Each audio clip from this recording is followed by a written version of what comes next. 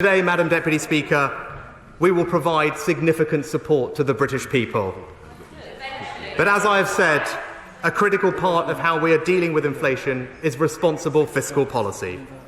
What this means in practical terms is that as we support people more, we need to think about the fairest way to fund as much of that cost as possible.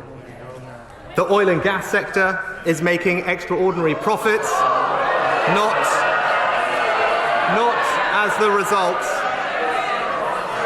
as the result of recent changes to risk-taking or innovation or efficiency, but as the result of surging global commodity prices, driven in part by Russia's war.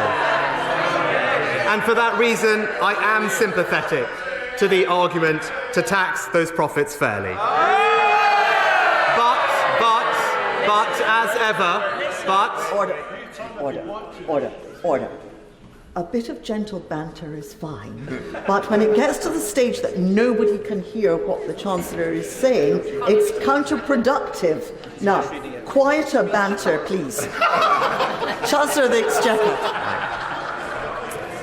But, as ever, there is a sensible middle ground.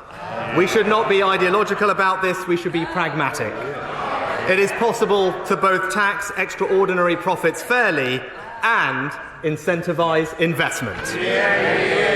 And so, like previous governments, including Conservative ones, we will introduce a temporary targeted energy profits levy, but we have built into the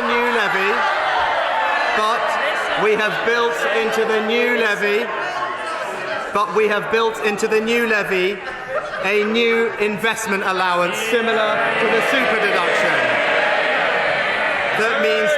That means companies will have a new and significant incentive to reinvest their profits.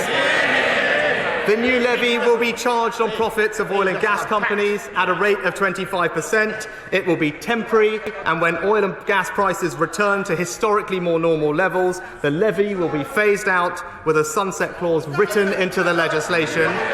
And crucially, with our new investment allowance, we are nearly doubling the overall investment relief for oil and gas companies. That means for every pound a company invests, they'll get back 90% in tax relief. So the more a company invests, the less tax they will pay.